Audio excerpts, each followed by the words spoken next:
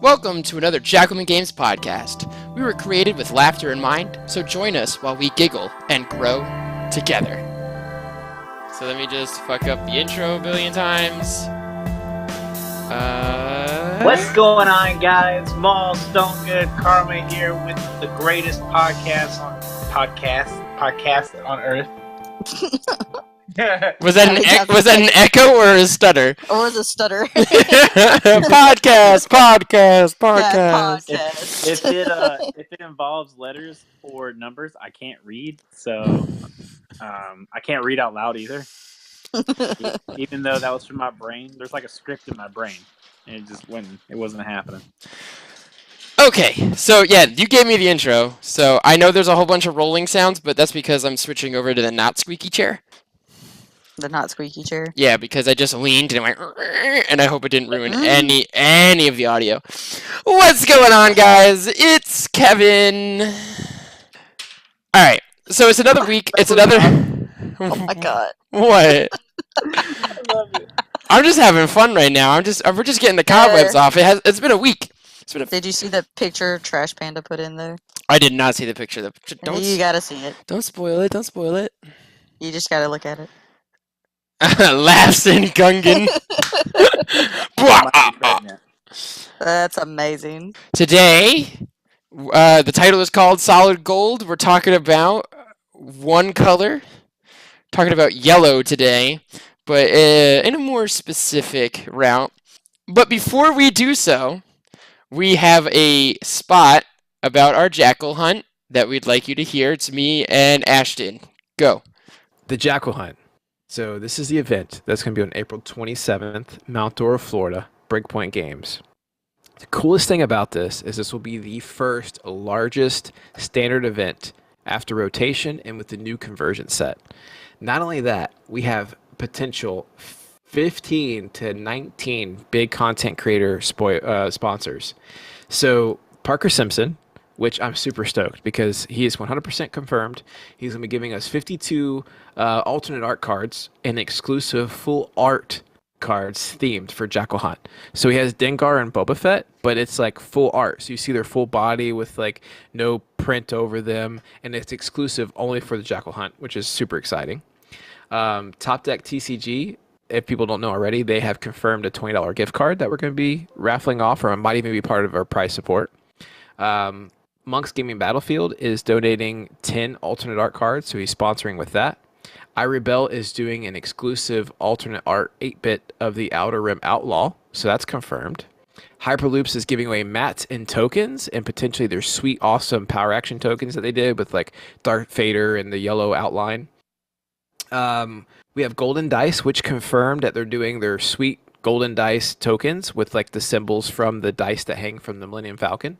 We have Fanatics, which allowed us to purchase 2 boxes at cost of the new set Convergence that we'll be giving out for the top placing players.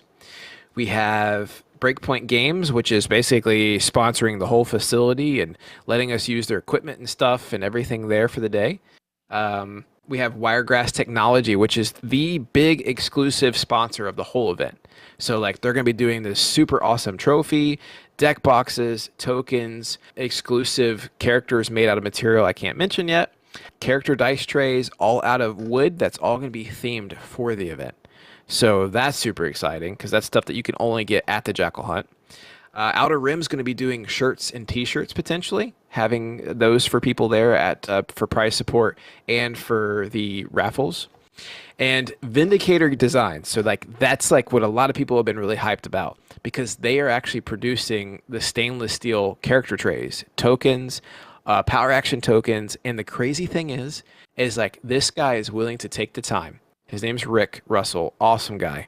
He is willing to take the time to basically print to order anything.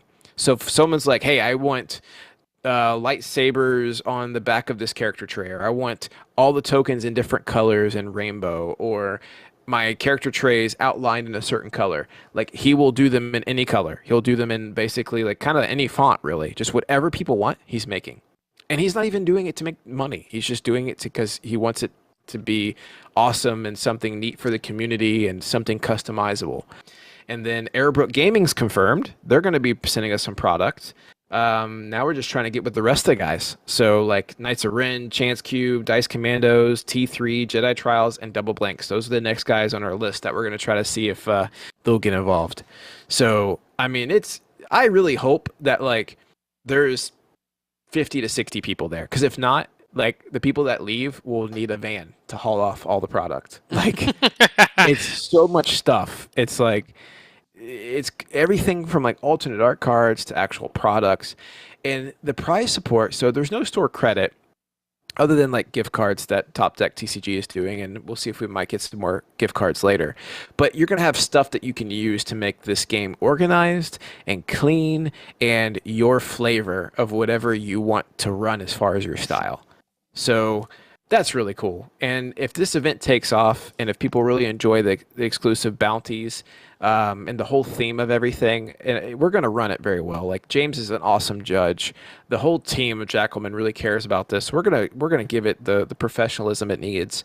And if it goes really well, there's going to be more. Like this is the first annual. And whatever we don't give away or whatever we didn't have to because everyone walked away with something, we'll just use for the next event. And we'll do the next event up in New Jersey area or something, or put it in Alabama. I don't know, but we'll make it work.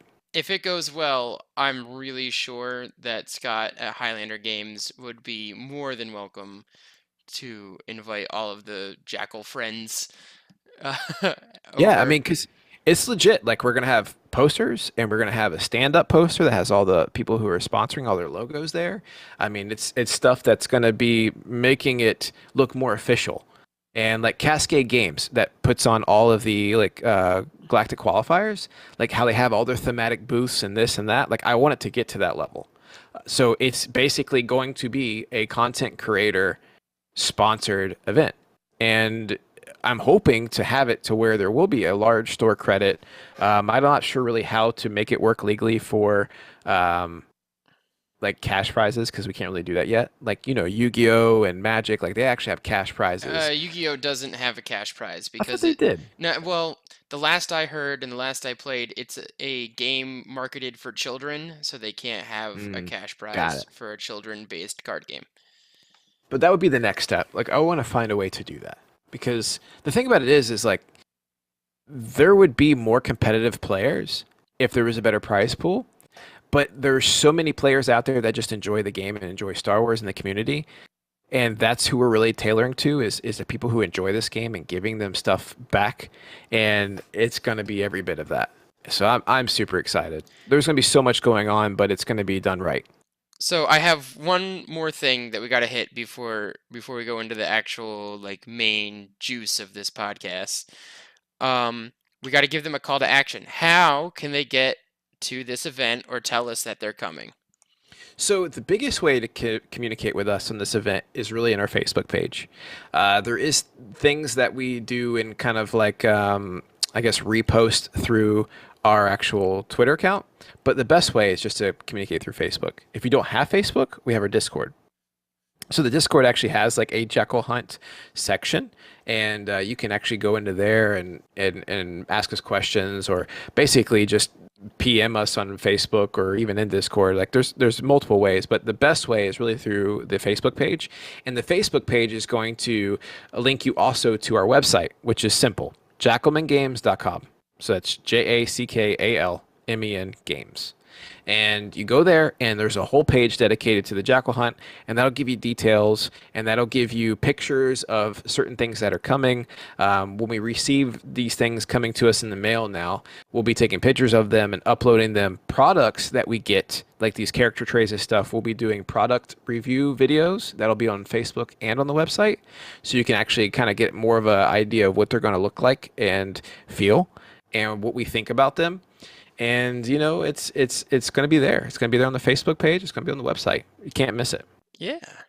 There's also a way you can go into the Facebook page on the event and on the website where you can actually purchase your ticket digitally. So if you want to make sure that your spot's reserved, because if we start getting more and more people interested in the event, we may fill up what the store can handle, which I think we can probably handle 50 people pretty comfortably. actually probably 50s are max. 40 we can handle pretty comfortably, but 50 is probably the max. So if it takes off too much, we're gonna have to probably Could you stop imagine? selling tickets. Could you imagine having a waiting list for the Jackal Hunt, Hey, it's gonna get there someday. dude? I mean, who doesn't love the Jackalmen? This is our first crack at running an event for any of us, really. I think. Yeah, I mean it's gonna be a little tough because we'll be running the stream and judging. There'll be another judge that will kind of be a backup. So like if people feel that we're not judging accurately, or we're just showing favoritism for some reason, they can have a second opinion. But people have to understand we're not there to win it. We're there to add an element of a bounty, a prize that you win if you beat us. It's not because we want to win. And if we do happen to win by a fluke of some sort, we will go ahead and just drop out. So the second place would be now the first, and so forth and so on. I mean, we still want to win our own event, but we're not going to take the prize away from people that traveled. Yeah, and I realize that may mess with like the pairings. So, and I get that, but people understand that this is something that you go to, you have lots of fun, you show off your skills with the new set, and you walk away with something other than just, bragging rights. I mean, the trophy is sick. Kevin, have you seen the trophy? I actually haven't.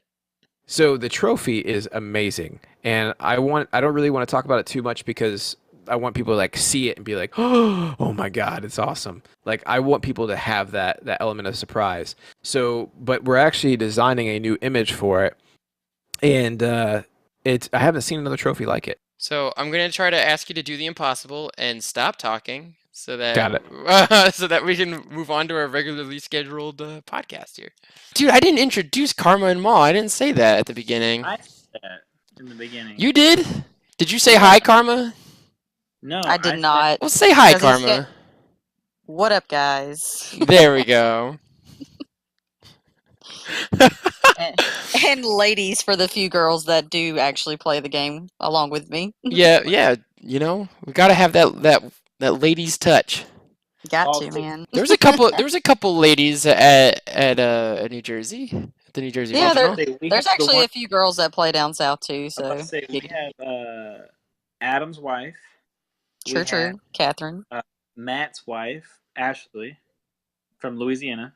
Yeah. We have Amanda plays with Ivory Bell, and then they have And another Sarah. one. And Sarah. That's at least 5. There's actually 2 girls that played at MomoCon last year, aside from me. So I don't know if they still play, but there's some girls. We're over 6. Okay, so we're For every 20 Yay. guys, there's like 1 girl, basically. maybe 30 guys. That's the videos I watch. So and they're usually that totally discredits my next sentence I'm gonna say. I'm like, usually they're espoused. Seems that way, except for me. So I actually, before I started, I have a school story that I wanted to tell you about from my day job.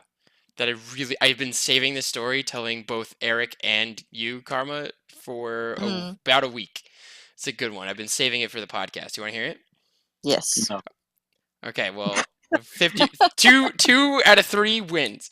So I have this boy in my class, and he has to go to the bathroom, and he's gone forever. And I know he doesn't play. Like, he's not a play around in the bathroom guy. He doesn't, make the wads of paper balls and throws them on the ceiling. He's doing his business. And he comes back, and this wafting smell of butthole comes into my classroom.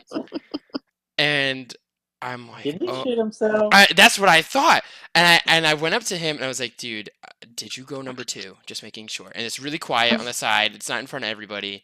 And he's like, yeah. And I was like, go back and like double check yourself. I don't think you got it all.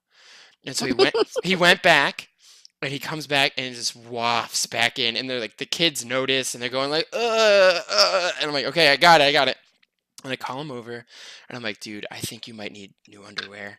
I'm going to send you to the nurse. So I send him to the nurse. He comes back another 20 minutes later. He has learned 0 math and 0 science. It's just been potty time. He comes back, and he's like, Mr. Rockwell, it was on my hand. Oh, my gosh. no! No. Oh no! We cleaned it. I smell good now in front of everyone. Oh my goodness. You ain't gonna live that shit down. Nobody cared. The kids don't care. They don't make. My kiddos don't make fun of you because you go to the bathroom. They make fun of you because you get in trouble. I'm about to say, down here in the South, boy, let me tell you, it ain't that easy. Yeah, and also it's second grade. Like, what's the worst thing that they can say to you at second grade? I have some horror I stories. don't know. It's 2019. It's pretty ridiculous what a second grader can say to you. All right, so we somehow need to wrangle this back into Star Wars Destiny. Look, I feel like a really good title for this podcast, just because the character would have been "I have an eye for gold." Oh, yeah, that's really freaking good. lazy eye. I can't. It would have been so hilarious. I asked a Discord question to our Discord group at the Help Us Podcast channel, which is free to join. You don't need to pay any money to join our Discord. You don't need to pay any money to ask us questions. You don't need to pay any money to answer them. You just need to be around. And I at everyone, so if you join, you're going to get a notification when I ask a question, if you have notifications turned on. So the question that I asked the Discord was, how valid/exciting do you perceive Solidarity as a card? Is it only good for side events? A lot of them have been popping up recently. Can it hold its own in a future meta, and why?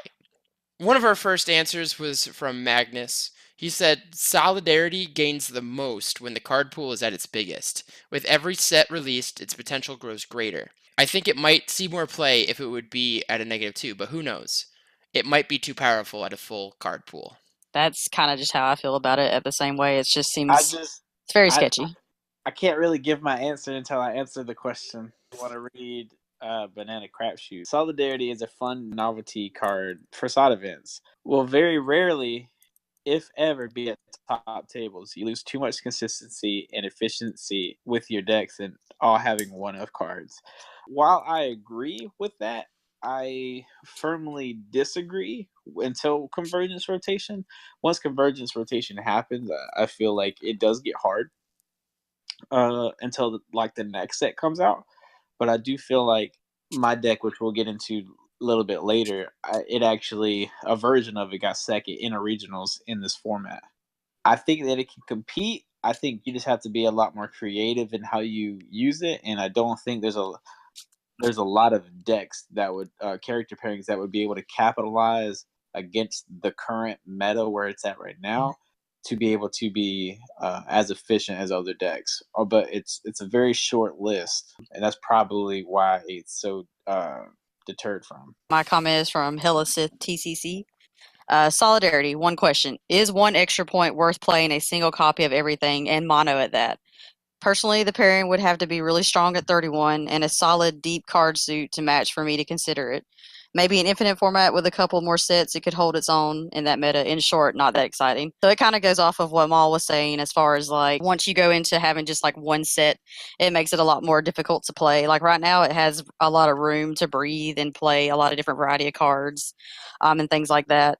I don't think it's a terrible card, but he kind of hit the nail on the head as far as how I feel about it. It pushes you to like, yeah, you get this one extra point, but you have to play two characters of the exact same color, and you can only play one copy of everything. And I know a lot of people strongly rely on two copies of a lot of cards, especially depending on how the way you're playing the deck. So for me, I don't feel like I'm not saying it can't be a good card, but I'm definitely don't think it's not a thing where you're going to see it like at every major tournament where somebody's using it because they found like that pairing that just works. Well, Carmen, you said something right there that I kind of want to capitalize on. Plots generally that are hugely used are rare pairings that there's about 2 or 3 pairings for each of them specifically, and then some of them only have one, like Bitter Rivalry. Bitter Rivalry is a really good plot, but it was only used in the major meta one time, and that was with Thrawn Snoke. Or twice. Whenever Thrawn Snoke kind of left, it was Bitter Sadness. It was played in that deck. And I feel like if you have that 1 or 2 point deck, like say Kylo Snoke in Solidarity, or my deck in specific, because you have all the stuff, I feel like those two decks. I feel like all you need is that 1 or 2 deck with that plot for it to be prevalent in the meta. It doesn't have to be able to be played in like 10 different decks or etc. like that to be a relevant card. It only needs to be able to be strong in necessarily one deck for it to be played by multiple people in a big event. So speaking of big events, you got to go to a Solidarity event. Yes, sir. And I wanted to ask you briefly, what was the outcome of your Solidarity event? I ended up going 8-2, and I ended up winning the event. It was the Alabama State Solidarity Tournament hosted by the Outer Rim guys. Shout out to them. They put on always great tournaments over at Card Addicts. They're a really great group of guys. They put out a lot of good content as well. What deck did you run? I played Solidarity. Oh no! What? This is curveball. I played the plot Weapons Factory Alpha, and my pairing was Saul Guerrera and Lando Calrissian, the new one. Who inspired you to play Saw Gerrera, buddy? I don't know. Who inspired you? Who inspired you to play Saw Gerrera, buddy? I don't know, Kevin. I don't know. Was it me? Was it little old me? No, it wasn't. Oh, whatever. Okay, so I was trying to milk some praise out of Eric, and I don't want to say this, but the teats ran dry. The teats ran dry. Oh, ew. You gotta get another boy to say that shit, boy. Yeah. We gotta be careful what we say here now. Hey, man, we're gonna get on that tractor, baby, and we gonna ride. We gonna ride into the Alabama sunset with my cousin in one arm and my sister in the other. Straight into all the fog and humidity. But Kevin, that's the same arm.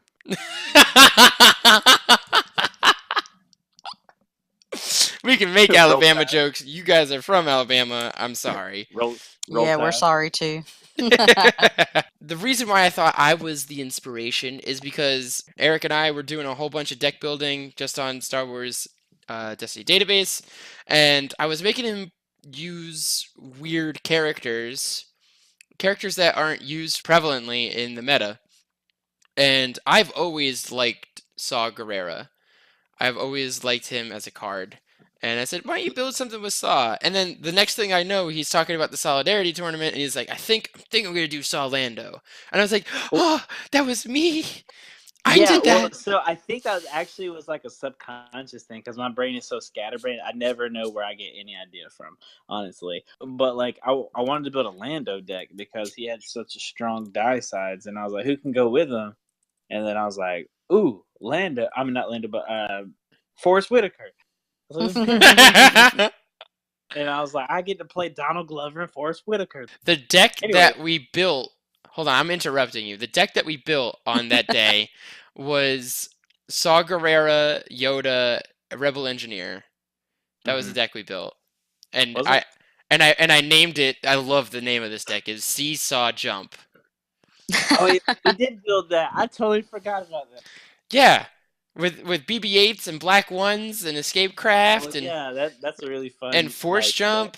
It was a trilogy deck. We built a trilogy deck.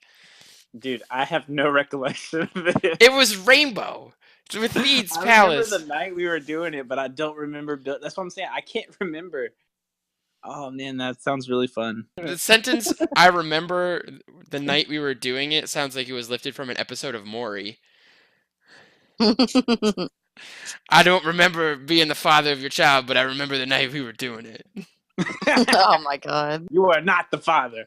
Oh yeah! And then the mom like runs away. They run crying and screaming through the studio, acting retarded. And they have a fight with the ex-boyfriend. So I played Saw Gerrera, Lando Calrissian with Weapons Factory Alpha. I went up against Yoda Qui-Gon, Luke Kit, Jyn Erso with Leia. Then I played against then I played against Talzin, Snoke, Luce. Then I played against Ezra, Sabine. Then in top 4, I played against Fortune, and his Yoda Qui-Gon. And so I want to tell the story of what happened in game 1. Go ahead. So I roll out Lando, and he hits like a 4 and a 2 indirect. A resource and a 2 indirect. And he's like, okay. So he rolls out. I roll in Saul, and he rolls some stuff. And and he's like, all right, cool. And so he does something else. Or he's playing upgrades. And so I said, okay, plane explosion, kill Yoda. And he's like, oh. I was like, yeah. So I Lando power action to pay 1 for N1 Starfighter. I was able to do like, he had 1 shield on Qui-Gon, and I was able to do like 3 indirect and put 2 damage on Qui-Gon that turn. And then I cheated. I played the card cheat with my other, and I discarded the card, add Planet Explosion back to my hand, and then round 2, I Planet Explosion Qui-Gon to death. And then game 2, he did like Qui-Gon just refused to roll damage, and he just kind of ate it. But then I played on stream versus Vu from Birmingham. It was a great game. I lost game 1, and then I won game 2 and 3. So go ahead. I was gonna skip game 2, but I'll let you talk about game 2. I have something to say about game 3. Yeah. So game 2 came down to because I played Explosion game 1, just couldn't get back. I kind of fell off. I didn't get any supports. Game 2, I resolved a Saw Gerrera special to discard a Dark Saber. I think it was a Dark Saber or a Hyperspace or a Shadowcaster from my hand because he had no hand, and I killed him with the damage, whatever it hit, because he was at 3. And then game 3. I want to talk about game 3. Game 3. I watched on stream, so I was right there with you. So I felt like I played pretty. When I'm at the top tables, I feel like I play pretty flawless, and it's just because I'm such in a zone. Like James was having a stroke beside me. Like I didn't even see him. He was like, "Dude, did you not see me over here? I kept touching my face." He's like, "I couldn't like hold it in." He's like, "I was screaming in my head," and I was able to kill Luke early. I decided Luke was the target because he was playing Luke Kit, so I didn't mention that before. And because I can't mitigate Luke's dice really, because it's not showing damage unless I had like Entangle or Easy Pickings. So I wanted to leave the Kit because even if Kit's the only one alive, I can be applying pressure, and he either has to take the damage or he's removing his dice to block the damage, and that's damage not coming at me. So I figured it was the better target. Well, I slow rolled this guy so hard because I was like, all right, I'm just going to keep resolving my dice and getting a little damage in, a little damage in, a little damage in. Luke died, got Kit to 4 health left, and he was just, I had held onto a rigged detonation for like 4 or 5 rounds. Yeah, I saw it in your hand. I'm like, we got this. We got this. And as long as it doesn't get discarded. He took 2 resources at the end of the round. And James was like, make sure you get your resources. Make sure you get your resources. I was like, shut up. And so he was at 4 resources. And then I was like, okay, if he doesn't use his resources to play something, I was like, I win the game. And so all he did, he rolled in Kit, and I just like threw Rig Detonation down, and that was GG's in the chat, boys. But it was a really, really great match. The reason I played this deck, which is I'm sure a question that was coming up, right? Yeah. Mm-hmm. Okay, so the reason I played this deck was because I didn't think mono red had a strong enough. I didn't think it had a strong enough pairing or card list as one of. Most of the cards in red are really strong whenever you have multiples like Mend, defensive stance, dug in, all that stuff. And I feel like you just have to play Rex at that point just to make sure like all your red cards are online. And it's like, well, at that point, who's a good 17 to play with Rex? And it's just a big headache. So, I mean, I would have totally figured that out. You could play Rex, you could play Rex Cody Trooper, and then just put Solidarity in it. But I mean, like that's a nice 30 on its own, and Solidarity kind of ruins the whole deck. I don't know. I was just watching a video. A guy was How much- playing Elite Cody, 1-die Rex, 1-die Clone Trooper. His first hand had a Rex Blaster, a Wingman, a First Aid, and like 2 other cards. And I was like, that was like the best standard or Solidarity hand you could have gotten in a mono red deck. What is Red Finn's one die cost? He's 12. He's 16, He's 12. 12, 16, yeah. I'd have probably just played Elite Finn or Elite Rex because that's a lot of damage. That is You a lot can. of damage. I mean, well, you play Finn Rex. You don't even need Solidarity. They're already 16 and 14. Well, I mean, it's not for the points or anything like that. It's just to play because it's a strong pairing. You remember that vehicle deck I made with them? No, That was mono. Man, you blocking it out because I kicked butt with it. So the reason I chose Saul Lando was because it had high damage side, so it allowed me to play Plant Explosion, which was really fun. I was able to play Rig Detonation. I was able to play Hyperspace Jump, Easy Pickings, Second Chance, and I was able to play things like Shadowcaster, Pirate Speeder Tank, and Millennium Falcon. And so even in testing, I've had no supports at all, and I was able to crush Vader with just the characters on the board. It was insane. Like, the deck is just stupid. Like, you don't even need more than one card because you're just like, all right, I'm going to discard my Escape Craft. Okay, I'm going to play Millennium Falcon and get Escape Craft from my discard. Right. Or like, you'll go through one of your second chances, and later on you'll get your cheat, and you have a Streetwise on the board, and you're like, okay, I'm going to Streetwise cheat for free. Go ahead and grab my Millennium Falcon or my second chance back, and I'm going to play that. I like how the ships in your hand can either be played for a discount or used to attack your opponent. Right. Like, that's really what it's like. The deck screams me because you guys know I don't play decks that aren't able to be toolbox. Like, this is the epitome of toolbox. Like, I can kill you with Reg Detonation, Planned Explosion, my character dice, my support on the board or in my hand. Like, there's so many ways to win the game. Or I can just discard you to death. Yeah, and also discard in Solidarity is twice as strong because you discard one card, it's gone. So I was saying, I didn't want to play red because for that reason. I didn't feel like if you play blue, because Kylo's banned, there's not a whole lot of good pairings villain wise that seemed worth it. Where you would get maximum value where other decks would. And I was not about to play a blue hero shield deck because it's not my style. And there was a lot of them there, and I figured there would be, and I knew that mirror match or matchup would be cancer if I did, and I would want to hurt myself. So I was like, well, yellow has all these really busted cards. How can I take advantage of them? And Forrest Whitaker and Childish Gambino. Or, sorry, all respect, Childish Gambino is whenever he's recording artists while he is an actor, his name is Donald Glover. All right. Holla back. So, would you say, personally, both you and Karma, would you say that you are excited about Solidarity in the future standard? No. Yes. Okay.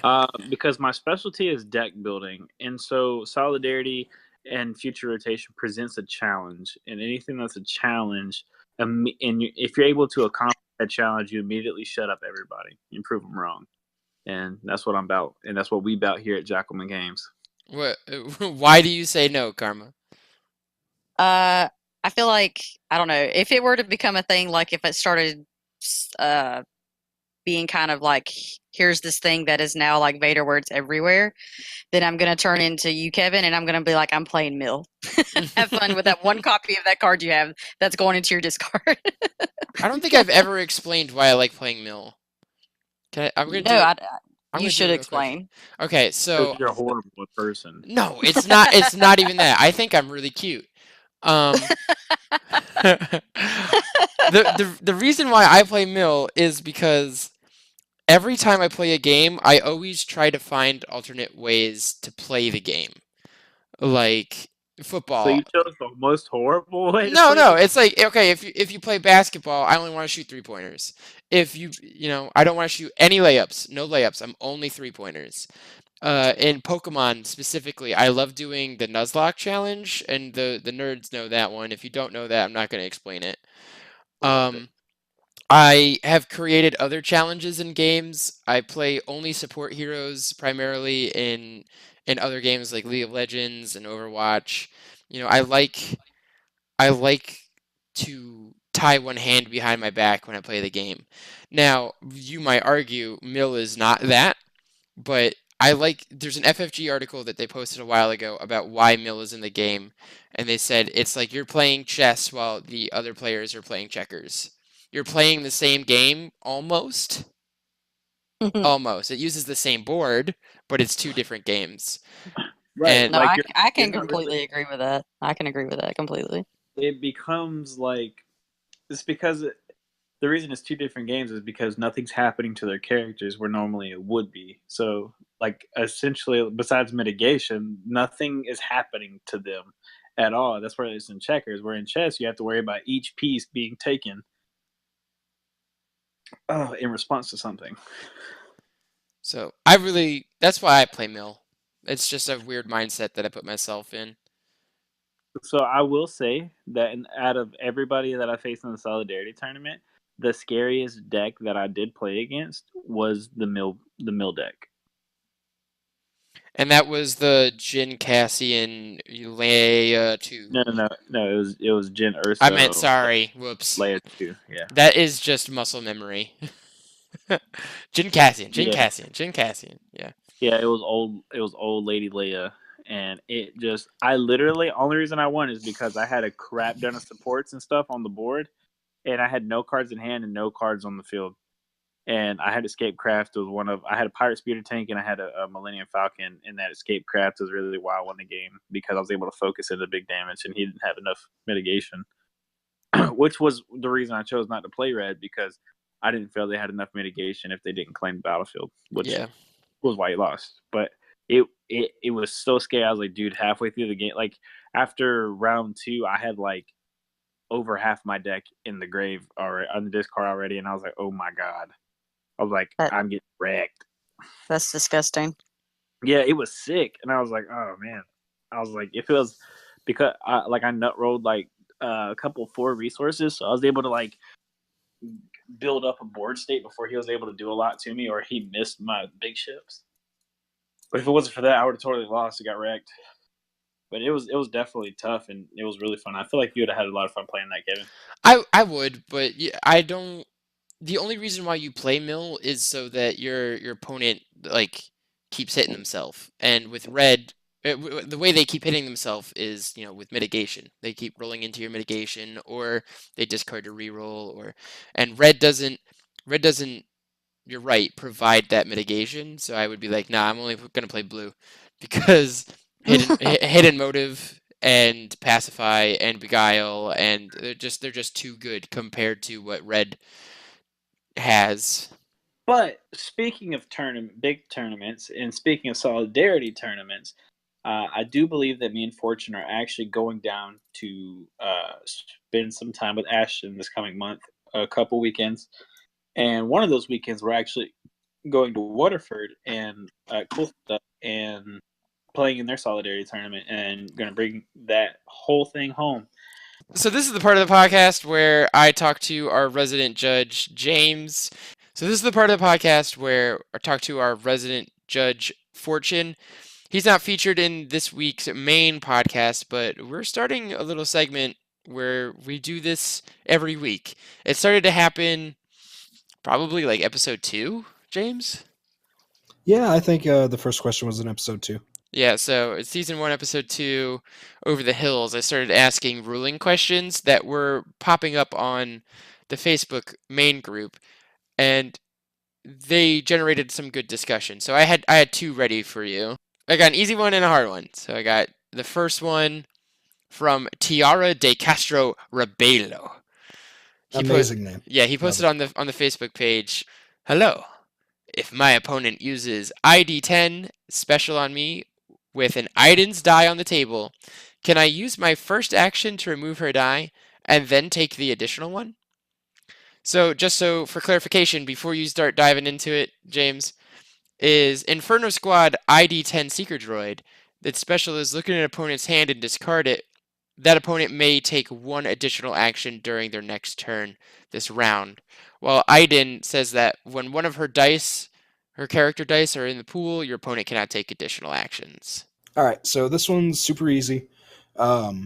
When you use your first action on your next turn to remove Aiden's die from the pool, her effect immediately ends, and the effect from the ID10 takes place, and you are able to take your additional action. Okay, easy peasy. Thank you, T.O. There we go, no problem. That one wasn't tricky, but it kind of I feel like it bleeds into our next question, which isn't really a question, it's an email. So Aiden has this persistent ability that happens all the time, right? Right. There was an email that was posted by the Gandork. It was a screenshot between him and Jeremy. It says, I was discussing inherent dice abilities with someone and told them Shadowcaster's ability is not an inherent die ability. I agree that Shadowcaster has an ongoing ability that affects its die no matter who resolves it. Some players are confused by how this effect is different from Luke 3's, but the word you is the key. Speaking about inherent die abilities, some players find them very confusing and don't know what is and is not inherent. I am one of the players that when I read this email and it said inherent ability, I said, what? All right. So inherent dice abilities are literally one of the most confusing things in the game. And the only reason that I understand them is because in the rules reference guide, there's actually a list of all the cards that have what is considered to be an inherent dice ability. In its most dulled down form, as I understand it, inherent dice ability is something that is required for the die to work. So, for instance, what was the card Launch Bay? Launch Bay's die was nothing but X's, so it had an inherent ability where that X changed to a number based on the cards in your hand so that it could work. So anything that has a requirement for something else to work is an inherent ability. The Wait, real big can I jump in though? Sure. Would resources consider being inherent? Like, I need $1 to resolve this die? No. So like resolving Vader's 4-for-1 isn't an inherent ability. It's the die is Cost. technically still working. So an inherent ability is something that changes the die based on a card effect, basically. Okay. It's really confusing, and I'm really glad that they're looking at changing how it works and describing it better, because it's all out there. The real question was, what's the difference between something like Shadowcaster's die and Luke's die? Whereas if you use, we'll say, Double Cross to resolve a Shadowcaster die, you still decrease the resource cost on each side of the die based on each mod on the support. Whereas with Luke 3, you can't resolve his die as shield or melee unless you're the person who controls Luke 3's card.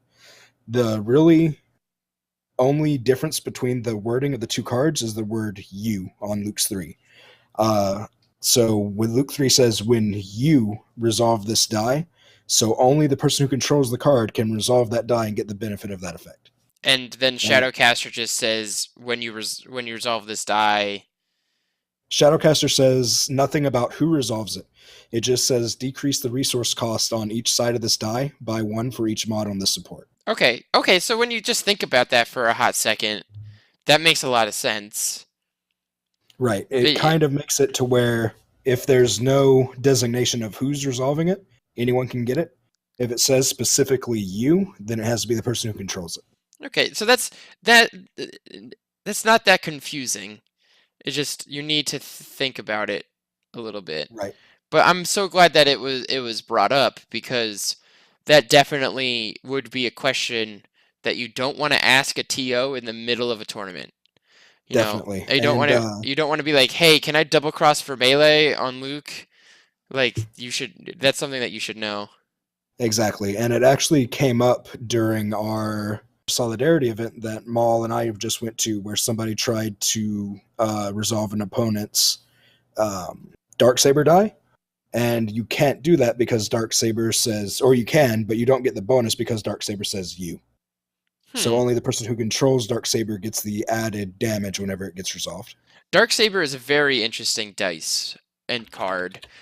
I really like the fact that its value is its value until you say, I'm resolving this. And then it's like, oh, I noticed that I'm attached to a 15-point or higher character or a 20-point or higher character. And now my value is changing as the player is picking up my dice. Yeah, and Qui-Gon Jinn is the exact opposite. His effect is always active. As long as you have the shields, his die is showing that +1. Oh, that's awesome. Mm-hmm. Okay, so just a little bit food for thought in the rules of this game called Star Wars Destiny. All right, so I'm gonna wrap it up here. I'm gonna say I want to say thank you to a couple of people, and these are different content creators. I want to say thank you so much to Parker Simpson for talking to us and helping us out with the Jackal Hunt. I want to say thank you to Wiregrass Makerspace for helping us out with the Jackal Hunt as well. I want to say thank you to iRebel. I want to say thank you to Knights of Ren. I want to say thank you to just everyone that's helping that's given us stuff so that we can make Jackal Hunt become an amazing event and a yearly event that players want to come to, that will travel far and wide. So thank you so much to you guys. You can check us out on jackalmengames.com, like, comment, and subscribe on YouTube, get into our Discord channel. If you need proxies, go to jackalmengames.com. Under spoilers, click on TTS proxies and download it the same way you would your deck. Everything that's been spoiled is now for public. Oh, that's what I wanted to plug. Our Patreon. Patreon is getting a lot more active. Patreon's getting so much more active. We're having a Patreon exclusive web series, I guess we could say, or YouTube video series. Yeah. And it's called Dr. Maul. We've been hinting at it since freaking like December. Yeah, Jackalmen is when we first started talking about it. Yeah. Actually, right when we hang up this call, Eric and I are going to go and dig in deep onto Dr. Maul. And please enjoy it. It's going to be fun. It's going to be available to every Patreon $5 and up. So we're going to be putting a lot of production value into this as much as we possibly can right now. As the months go on, as the years go on, Dr. Maul will only get better. I'm really excited for you guys to take a ride through my mind and see my deck creation process and things like that. I know me and Kevin have a lot of fun whenever he wishes he records every time. He's like, hey, let's build a deck. And I'm like, okay, share your screen. And then I just like start telling him cards and he starts putting it in. He's like, this is so fun. So I hope it feels like it's going to be an extension of our Build, Build, Destroy series. But it's going to be so much more. So if you are an original Jackal buddy and you started watching us because me and Ashley were doing Build, Build, Destroy, this is going to be that times infinity. Yeah. So just so you guys know, we plan to not only we're gonna put polls up and you'll vote on a character or characters. I won't know because I won't pay attention to it because honestly I don't have the time. And then whenever we get together to film these things, Kevin's gonna let me know who I'm building with, which is good because I like the surprise. I spoiled the pilot episode surprise already. I was too hyped. Yeah. So me and Fortune helped vote on that. I do know that it's the Wookiee Warrior. And I do have some ideas in mind, but there's going to be the deck building process. There's going to be in real life deck text, in real life playthroughs, like me playing against Fortune or Karma or some of our other teammates in real life, and on TTS. So whatever's available. So you'll see these decks not only be built, but you'll see them in in playtime and me changing it as I go to make it good. So I'll normally spend a week or two on these depending on how often they come in. It's going to be just a great time. And you again, this is something that we are making exclusive for our Patreons. This is something that we want to give them because we haven't been delivering to our Patreons, like to speak frankly and honestly, but now it's time to change that up. So Yeah, guys. So I'm gonna give you guys a lot of fun, especially now since we have a lot of wait time for convergence. That you want to build fun decks and you have no idea what to do. Come become a Patreon for $5 or more, and I got you on some really fun decks, some really cool strategies, and some just really fun ways to play and win at the game. So any closing statements from Karma? Not much. I will say, Maul, if you want a Wookiee Warrior deck idea, I actually took a mono yellow deck that involved a Wookiee Warrior in it, and Scotty White actually did a write up on it because he was so impressed by the combo I came up with, and it took down his Sabine, and he was playing Sabine Ezra, so it's pretty sweet. awesome. I'll Any- keep that in mind. Any closing statements from Maul? Yes. Just like Kevin said, shout out to all the content creators, including Hyperloop's Outer Rim, Artificery, Month's Battlefield Gaming, and the Double Blanks. We're going to be working. I'm actually going to be a guest on the Chance Cube this coming up week. Whenever I'm sure this drops next Thursday, so 2 days before. This is dropping Saturday. This is dropping Saturday morning. Saturday. So Yeah, we got the weekend this coming commute covered. Tuesday- So this coming Tuesday, I'll be not filming, well, kind of filming, I guess. I'll be doing the podcast with the Chance Cube. I do know Fortune did one with Artificery, and we're going to be trying to get some more content with other content creators, with more information, more just more prizes that are coming in and everything like that. Just more information in general for the Jackal Hunt. We're working really hard. And I really appreciate everybody that is putting their hands into the pot. I think it's going to be awesome. And I just can't wait for April 27th in Mount Dora, Florida. I have a joke for you from Trash Panda. That's our closing statement today. Did you? I know Karma knows it, but I don't think you heard it. I think you only heard the punchline, Eric. Okay. You ready? No. Do you know Yoda's last name? No. It's Lehihu.